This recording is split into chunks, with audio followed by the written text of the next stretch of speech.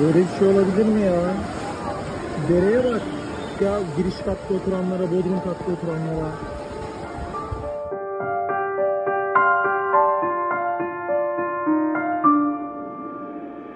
Yardım et ya, giriş katta oturanlara, bodrum katta.